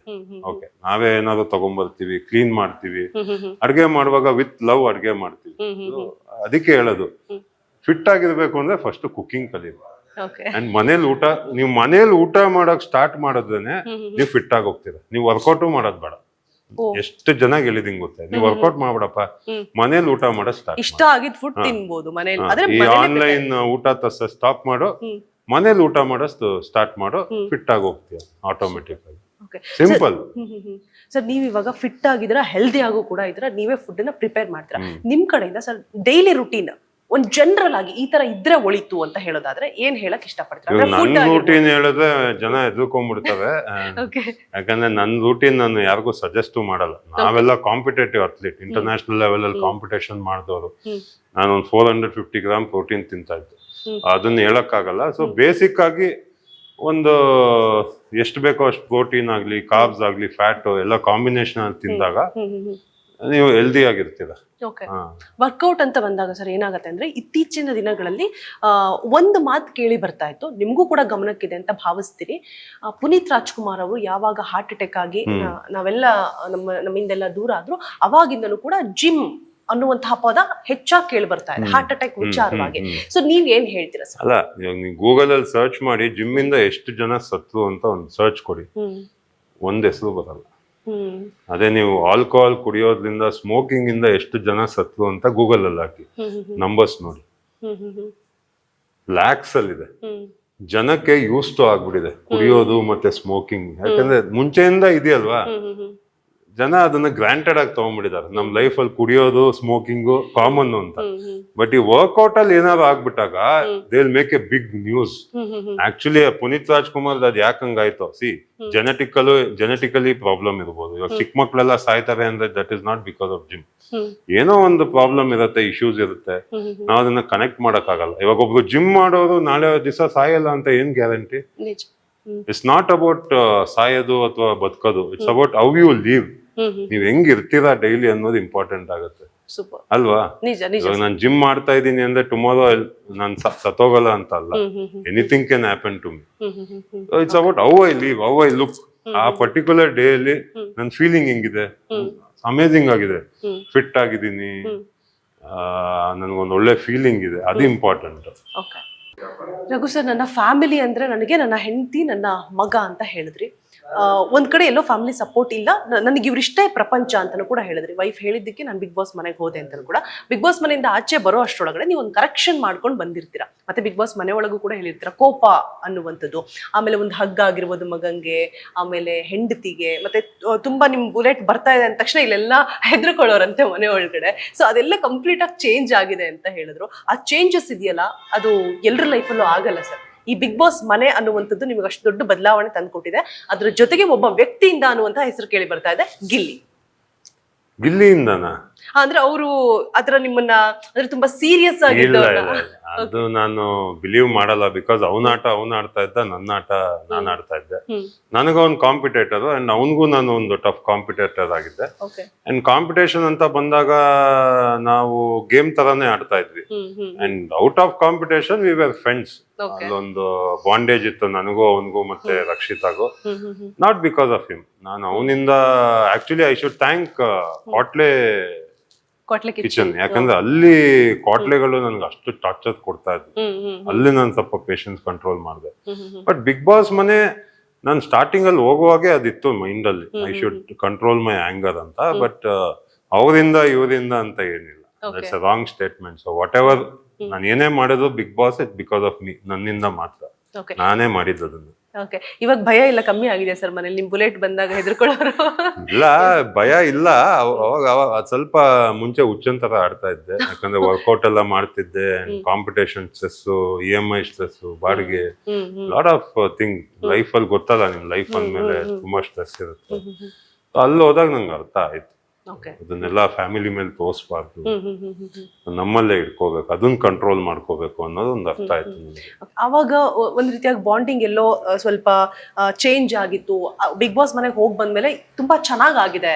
ಅಂದ್ರೆ ಬಾಂಡೇಜ್ ಇತ್ತು, ಬಟ್ ನಾನು ಹೇಳ್ದಂಗೆ ಇಡೀ ದಿವಸ ಇವಾಗ ನೀವು ಇಲ್ಲಿ ಕೆಲಸ ಮಾಡ್ಕೊಂಡ್ ಮನೆಗೆ ಹೋದಾಗ ಒಂದು ಟೆನ್ಷನ್ ಇರುತ್ತಲ್ಲ, ಆ ಟೈಮಲ್ಲಿ ಅವ್ರು ಬಂದು ಮಾತಾಡಿದಾಗ ಯಾವಾಗೂ ಫೋನ್ ಅಲ್ಲಿ ಇರೋದು, ಇರಿಟೇಷನ್, ಅದ್ ನನಗೆ ಅಂತಲ್ಲ, ಕಾಮನ್ ಆಗಿ ಎಲ್ಲಾರ್ಗು ಇರುತ್ತೆ. ಬಟ್ ನನಗೆ ಈ ಬಿಗ್ ಬಾಸ್ ಮನೆ ಎಕ್ಸ್ಪೀರಿಯನ್ಸ್ ಆಯ್ತಲ್ಲ, ಅವಾಗ ನನ್ಗೊಂಥರ ಗೊತ್ತಾಯ್ತು, ವ್ಯಾಲ್ಯೂ ಗೊತ್ತಾಯ್ತು. ಇದ್ದಾಗ ಹೆಂಗ್ ಅನ್ಸುತ್ತೆ, ಇಲ್ದಾಗ ಹೆಂಗ್ ಅನ್ಸುತ್ತೆ. May be that is why I felt that.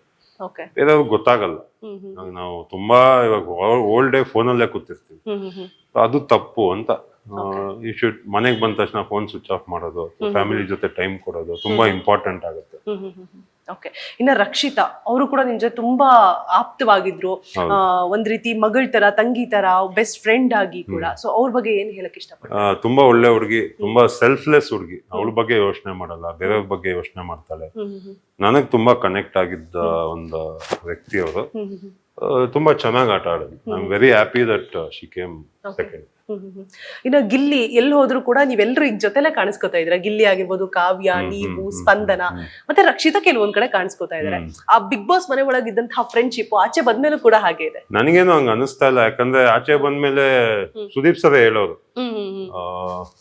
ಬರುವಾಗ ಎಲ್ಲ ಫಿಂಗರ್ಸ್ ಜೊತೆಗೆ ಬರುತ್ತೆ, ಆಚೆ ಹೋಗುವಾಗ ಎಲ್ಲ ಸಪರೇಟ್ ಸಪರೇಟ್ ಆಗಿ ಹೋಗುತ್ತೆ ಅಂತ. ಸೊ ಅವ್ರು ಹೇಳಿದ್ ನಿಜ. ಆಚೆ ಬಂದಾಗ ಎಲ್ಲ ಅವ್ರವ್ರ ಲೈಫಲ್ಲಿ ಬ್ಯುಸಿ ಆಗಿ ಹೋಗಿದ್ದಾರೆ. ರಕ್ಷಿತಾ ಒಬ್ಳು ಪಾಪ ಫೋನ್ ಮಾಡ್ತಾ ಇರ್ತಾಳೆ ನನಗೆ, ನಾನ್ ಬೇಕಾದಾಗ ಅವಳಿಗೆ ಮಾಡ್ತೀನಿ, ಅವಳು ನನಗ್ ಮಾಡ್ತಾಳೆ. ಅದು ಬಿಟ್ಟು ಇನ್ಯಾರು ಕಾಂಟ್ಯಾಕ್ಟ್ ಅಲ್ಲಿ ಇಲ್ಲ. ಇಲ್ಲ ಇಲ್ಲ, ಇಲ್ಲಿ ಇನ್ನ ಒಂದ್ಸತಿನೂ ಕಾಲ್ ಮಾಡಿಲ್ಲ. ಮನೆಗೆ ಊಟ ಕರೆದಿದ್ದೀನಿ, ಬರಲ್ಲ ಅಂತ ಗೊತ್ತು, ಫುಲ್ ಬ್ಯುಸಿ ಆಗಿ ಹೋಗಿದ್ದಾನೆ. ಅಂಡ್ ಸೂರಜ್ ಮತ್ತೆ ಧನುಷ್ ಅವರೆಲ್ಲ ಸಿಗ್ತಾ ಇದಾರೆ, ಅವರೆಲ್ಲ ಮಾತಾಡ್ತಾರೆ. ಇಟ್ಸ್ ಓಕೆ, ಯಾಕಂದ್ರೆ ಒಂದು ಫೇಮ್ ಎಂಜಾಯ್ ಮಾಡ್ತಾ ಇದಾರೆ. ನಾವು ಒಂದ್ ಸ್ವಲ್ಪ ಟೈಮ್ ಕೊಡ್ಬೇಕು, ನೋಡೋಣ ಮುಂದೆ ಏನಾಗುತ್ತೆ. ಇನ್ನು ತಮ್ಮ ಅಂತ ಕನಕೋತ್ಸವದಲ್ಲಿ ಹೇಳ್ತಾ ಇದ್ರಿ ಸರ್, ನನ್ನ ತಮ್ಮ ಇದ್ದ ಹಾಗೆ ಅಂತ ಹೇಳ್ಬಿಟ್ಟು. ಅಷ್ಟು ಒಂದು 3 ತಿಂಗಳ ಅವಧಿಯಲ್ಲೇ ಅಷ್ಟು ಒಂದು ಪ್ರೀತಿ, ನಂಬಿಕೆ, ವಿಶ್ವಾಸ ಅನ್ನುವಂಥದ್ದು ಹೇಗೆ ಬರೋಕ್ ಸಾಧ್ಯ? ಅಂದ್ರೆ 24 hours 100 days ಒಬ್ಬ ಜೊತೆ ನೀವು ಟೈಮ್ ಸ್ಪೆಂಡ್ ಮಾಡಿದಾಗ ಆ ಕನೆಕ್ಷನ್ ಬಂದೇ ಬರುತ್ತೆ. ಅಂದ್ರೆ ನಮ್ಗೇನು ಇಲ್ಲ, ಔಟ್ಸೈಡ್ ವರ್ಲ್ಡ್ ಬಗ್ಗೆ ಗೊತ್ತಿಲ್ಲ, ಫೋನ್ ಇಲ್ಲ, ಏನೇ ಆದ್ರೂ we have to be with them, share ಮಾಡ್ಕೋಬೇಕು, ಅದೇ ಫೇಸು. ದಟ್ ಇಸ್ ವೈ ತುಂಬಾ ಕನೆಕ್ಟ್ ಆಗಿದ್ವಿ. ನಮ್ಮ 3 ಜನ ಕಾಂಬಿನೇಷನ್ ತುಂಬಾ ಚೆನ್ನಾಗಿತ್ತು. ಆಮೇಲೆ ಒಂದು ಟ್ರೋಲ್ ಆಯ್ತು ಸರ್, ಒಂದು ಕಾವ್ಯ ತುಂಬಾ ಸಹಿಸ್ಕೋತಾರೆ ಗಿಲ್ಲಿನ, ಬಿಟ್ರೆ ಮತ್ತೊಬ್ರು ತುಂಬಾ ಸಹಿಸ್ಕೊಳ್ಳೋದು ಅಂದ್ರೆ ರಘು ಅವರು ಅಂತ ಹೇಳ್ಬಿಟ್ಟು. ಅಷ್ಟು ಅವರು ಎಂಟರ್ಟೈನ್ ಮಾಡ್ಬೇಕು ಅಂತ ಮಾಡ್ತಾ ಇದ್ರ, ಅಥವಾ ಅವ್ರು ಇದ್ದಿದ್ದೇ ಆಗ? ನಿಮಗೆ ಏನ್ ಅನ್ಸುತ್ತೆ ಸರ್? ತುಂಬಾ ಕಿರಿಕಿರಿ ಬಂದ್ಮೇಲೆ I have A different perspective. But ಮನೇಲಿ ಇದ್ದಾಗ ನನಗೂ ಅವನು ಇಷ್ಟ ಇದ್ದ ಆಸ್ ಎ ಫ್ರೆಂಡ್. ಅದಕ್ಕೆ ನಾನು ಅವ್ನು ಕಾಮಿಡಿ ಮಾಡ್ತಾ ಇದ್ದಾನೆ ಹಂಗೆ ಹಿಂಗೆ ಅಂತ I used to be okay. But ಎಲ್ಲ ಒಂದು ಲೈನ್ ಕ್ರಾಸ್ ಮಾಡ್ತಾನೋ ಅವಾಗ ಜಗಳ ಆಗ್ತಾ ಇತ್ತು. ಯಾಕಂದ್ರೆ ಅವ್ನ್ ಕಾಮಿಡಿ ಹೆಂಗೆ ಅಂದ್ರೆ ಒಂದು ಲೈನ್ ಯಾವಾಗೂ ಲೈನ್ ಕ್ರಾಸ್ ಮಾಡ್ತಾನೆ. ಕಾಲು ಎಳಿಯೋದು ಅಂದ್ರೆ ಒಂದೊಂದ್ಸತಿ ಜಾಸ್ತಿ ಆಗೋಗುತ್ತೆ, ಪರ್ಸನಾಲಿಟಿನ ಅಟ್ಯಾಕ್ ಮಾಡೋದು, ಅದ್ ನನ್ಗೆ ಇಷ್ಟ ಆಗ್ತಾ ಇರಲಿಲ್ಲ. ಸೊ ಐ ಯೂಸ್ ಟು ಅವಾಗ ಫೈಟ್ ಆಗೋದು ನನಗೂ. ಅವ್ನು ಕಾಮಿಡಿ ಮಾಡು ಬಟ್ ಲೈನ್ ಕ್ರಾಸ್ ಮಾಡ್ಬೇಡ. ಆ ಟೈಮಲ್ಲಿ ಜಗಳ ಆಗೋದು, ಮತ್ತೆ ವಾಪಸ್ ಒಂದು 10 ನಿಮಿಷ ಆದ್ಮೇಲೆ ಮತ್ತೆ ಮಾತಾಡ್ತಾ ಇದ್ವಿ. ಓಕೆ, ಒಂದು ಸಿಕ್ಕಾಪಟ್ಟೆ ಒಂದು ವೈರಲ್ ಆಯ್ತು ಸರ್, ಈ ತರ ಮಾಡ್ಬಿಟ್ಟು ನಿಮ್ದು ಗಿಲ್ಲಿ ಅವ್ರದ್ದು. ಅದನ್ನ ನೋಡಿದ್ರ, ನೀವ್ ಎಂಜಾಯ್ ಮಾಡಿದ್ರ? ಅಂದ್ರೆ ನೀವು ಕೂತಿರ್ತೀರ, ಗಿಲ್ಲಿನ ಮಂಕಿ ತರ ಮಾಡಿರ್ತಾರೆ ತಲೆ ಮೇಲೆ, ಭುಜದ ಮೇಲೆ, ಎಲ್ಲ ಕಡೆ. ಅದೆಲ್ಲ ನೋಡಿದಾಗ ಎಷ್ಟು ಖುಷಿ ಆಯ್ತು. ಜನ ಅಷ್ಟೊಂದು ಟೈಮ್ ತಗೊಂಡು ನಮ್ ಕಾರ್ಟೂನ್ ಎಲ್ಲ ಮಾಡಿ, AI ಮಾಡಿ, ಅಮೇಝಿಂಗ್. ಅವ್ರ ಪ್ರೀತಿ, ಇಷ್ಟು ಪ್ರೀತಿ ಕೊಟ್ಟಿದ್ದಾರೆ ಅಂದ್ರೆ ಅನ್ಬಿಲೀವಬಲ್. ಸೂಪರ್. ಸರಿ, ನಾವು ಹೊರಗಡೆ ಒಂದ್ ಟಾಕ್ ಆಗ್ತಾ ಇದೆ. ಇದು ನಿಮ್ಮ ಹತ್ರ ಕೇಳುವಂತ ಪ್ರಶ್ನೆ ಅಲ್ಲ, ಆದ್ರೂ ಕೂಡ ಬಟ್ ನೀವೆಲ್ಲ ಜೊತೆಲಿದ್ರಿ ಅನ್ನುವಂಥದ್ದು ಕೇಳ್ತೀನಿ. ಗಿಲ್ಲಿ ಕಾವ್ಯ ಮದ್ವೆ ಆದ್ರೆ ಚೆನ್ನಾಗಿರುತ್ತೆ, ಅವ್ರ ಫ್ಯಾನ್ ಎಲ್ಲ ಹೋಗಿ ಪೂಜೆ ಮಾಡ್ಸ್ಕೊಂಡ್ ಬರ್ತಾ ಇದ್ರೆ ಕಂಕಣ ಭಾಗ್ಯ ಕೂಡ್ ಬರ್ಲಿ ಇಬ್ರಿಗೂ ಅಂತ. ನೀವೇನ್ ನನಗೆ ಗೊತ್ತಿಲ್ಲ ಮೇಡಮ್, ನೀವು ಕಾವ್ಯ ಮತ್ತೆ ಗಿಲ್ಲಿನೇ ಕೇಳಿದೀನಿ ಕೇಳ್ಬೇಕು, ಆಲ್ರೆಡಿ. ಅವ್ರನ್ನೇ ಕೇಳಿ. ಪರ್ಸನಲ್ ಕ್ವಶನ್, ಯಾಕಂದ್ರೆ ಅವರು ಬಂದಿದ್ ಜಂಟಿ, ಅವ್ನು ಒಳ್ಳೆ ಬಾಂಡೇಜ್ ಆಸ್ ಅ ಫ್ರೆಂಡ್ ಆಗಿ ಥ್ರೂಔಟ್ ದ ಸೀಸನ್ ಇದ್ರು. ಅದು ಬಿಟ್ರೆ ನಂಗೆ ಬೇರೆ ಏನು ಡೀಟೇಲ್ ಗೊತ್ತಿಲ್ಲ. ಆಮೇಲೆ ಇನ್ನೊಂದು ಕೇಳಿ ಬರ್ತಾ ಇದೆ ಮಾತು, ಗಿಲ್ಲಿ ಕಾವ್ಯನ ಇಷ್ಟಪಡ್ತಾ ಇದ್ರು, ಕಾವ್ಯ ಗಿಲ್ಲಿನ ಅಣ್ಣ ಅಂತ ಇದ್ರು, ರಕ್ಷಿತಾಗೆ ಗಿಲ್ಲಿ ಮೇಲೆ ಕ್ರಶ್ ಆಗಿತ್ತು ಅಂತ. ಒಂಥರ ಕ್ರಶ್ ಏನಿಲ್ಲ, ರಕ್ಷಿತಾ ಯಾವಾಗೂ ಆಸ್ ಎ ಫ್ರೆಂಡ್ ನನ್ಗೆ ಗಿಲ್ಲಿ ಇಷ್ಟ ಅಂತ ಇದ್ಲು, ಯಾವತ್ತು ಕ್ರಶ್ ಇಷ್ಟ ಅವೆಲ್ಲ ಹೇಳಿಲ್ಲ. ದಟ್ ಈಸ್ ವ್ಯೂವರ್ಸ್ ಪರ್ಸ್ಪೆಕ್ಟಿವ್ ಅಷ್ಟೇ. ಬಟ್ ಒಂದ್ ಕಡೆ ಎಲ್ರು ಅಣ್ಣ ಅಣ್ಣ ಅಂತಾರೆ ರಕ್ಷಿತಾ, ಬಟ್ ಗಿಲ್ಲಿ ಅಣ್ಣ ಅಲ್ಲ, ಗಿಲ್ಲಿ ಫ್ರೆಂಡ್ ಇಲ್ಲ. ಅವಳು ಹೇಳೋಳು, ಡೈರೆಕ್ಟ್ ಆಗಿ ಹೇಳೋಳು, ಅವನೊಬ್ಬ ಕ್ಲೋಸ್ ಫ್ರೆಂಡಿಗೆ ಯಾಕೆ ನನ್ನ ಅಣ್ಣ ಅಂತ ಹೇಳಿ ಅಂತ. She used to give proper answer. So ಅದ್ರಲ್ಲೇನು ತಪ್ಪನ್ಸಿಲ್ಲ ನನಗೆ. ಓಕೆ, ಫೈನಲಿ ಸರ್, ಆ ಸಂಭ್ರಮ, ನಿಮಗೆ ಬಿಗ್ ಬಾಸ್ ಕೊಟ್ಟಂತಹ ಯಶಸ್ಸು, ವಿನ್ ಆಗದೆ ಇದ್ರು ನೀವು ಕರ್ನಾಟಕ ಜನತೆ ಮನವನ್ನ ತಲುಪಿದ್ದೀರಾ. ಸೊ ಅದ್ರ ಬಗ್ಗೆ ಏನ್ ಹೇಳ್ತೀರಾ ನಿಮ್ಮ ಅಭಿಮಾನಿಗಳಿಗೆ, ನಿಮ್ಮ ಮುಂದಿನ ಪ್ರಾಜೆಕ್ಟ್ಸ್ ಬಗ್ಗೆ? ಏನಿಲ್ಲ, ಫಸ್ಟ್ ಆಫ್ ಆಲ್ ಇಡೀ ಕರ್ನಾಟಕ ಜನತೆಗೆ ಥ್ಯಾಂಕ್ ಯು ಸೋ ಮಚ್. ಎಷ್ಟು ಪ್ರೀತಿ ಕೊಟ್ಟಿದ್ದೀರಾ ಅಂದರೆ ಮೇ ಬಿ ಸಾಯೋ ತನಕ ಅದನ್ನು ಮರೆಯೋಕ್ಕಾಗಲ್ಲ. ಆ್ಯಂಡ್ ಅದನ್ನ ಎಲ್ಲೂ ನಿಲ್ಸಕ್ಕೆ ಹೋಗ್ಬಿಡಿ, ಹಿಂಗೆ ಕೊಡ್ತಾ ಇರಿ. ಯಾಕಂದರೆ ಇನ್ನೂ ಮಾಡೋದು ತುಂಬ ಇದೆ. ಒಬ್ಬ ದೊಡ್ಡ ವಿಲನ್ ಆಗಿ, ಒಬ್ಬ ದೊಡ್ಡ ಆ್ಯಕ್ಟರ್ ಆಗಿ ಇನ್ನೂ ಮಾಡೋ ಕೆಲಸ ತುಂಬ ಇದೆ. ನೋಡೋಣ, ಪ್ರಾಜೆಕ್ಟ್ಸ್ ಎಲ್ಲ ಬರ್ತಾ ಇದೆ, ಇನ್ನೂ ಯಾವುದೂ ಲಾಕ್ ಆಗಿಲ್ಲ. ಸೊ ಡೆಫಿನೆಟ್ಲಿ ಬಿಗ್ ಸ್ಕ್ರೀನಲ್ಲಿ ಬಂದೇ ಬರ್ತೀನಿ. Super, and thank you so much sir. ನಿಮ್ಮ ಒಂದು ಅಮೂಲ್ಯವಾದ ಸಮಯವನ್ನ ನಮ್ಮ ಜೊತೆ ಕಳೆದಿದ್ದೀರಾ. ಅಂಡ್ ತುಂಬಾ ಬಿಸಿ ಇದ್ದೀರಾ, ಅದ್ರ ಮಧ್ಯೆನೆ ನಾನು ಹಾಫ್ ಅನ್ ಅವರ್ ಹೇಳಿ 1 hour ಲ್ಯಾಗ್ ಮಾಡಿದೇನೋ, ಅದಕ್ಕೆ ಕ್ಷಮೆ ಇರಲಿ ಅಂತ ಹೇಳ್ತಾ, ಗಿಲ್ಲಿ ಆದಷ್ಟು ಬೇಗ ನಿಮ್ಮ ಮನೆಗೆ ಊಟಕ್ಕೆ ಬರ್ಲಿ ಅಂತ ಹೇಳ್ತಾ, ಅಂಡ್ ಮುಂದೆ ಇನ್ನೂ ದೊಡ್ಡ ದೊಡ್ಡ ಪ್ರಾಜೆಕ್ಟ್ಗಳು ನಿಮ್ಮ ಪಾಲಾಗ್ಲಿ, ನಮ್ಮನ್ನ ಇದೇ ತರ ಎಂಟರ್ಟೈನ್ ಮಾಡ್ತಾ ಇರಿ. All the very best sir. Thank you so much. ನೋಡಿದ್ರಲ್ವಾ ವೀಕ್ಷಕರೇ, ಇದಾಗಿತ್ತು ಇವತ್ತಿನ ವಿಶೇಷ ಕಾರ್ಯಕ್ರಮ. ಮತ್ತೆ ಮುಂದಿನ ವಾರ ಮತ್ತೊಬ್ರು ಅತಿಥಿಯೊಂದಿಗೆ ನಿಮ್ಮ ಮುಂದೆ ಹಾಜರಾಗ್ತೀನಿ. ಅಲ್ಲಿವರೆಗೂ ನೋಡ್ತಾ ಇರಿ ಅಶ್ವವೇಗ ನ್ಯೂಸ್. ಇದು ಸತ್ಯಾನ್ವೇಷಣೆಯ ಓಟದಲ್ಲಿ.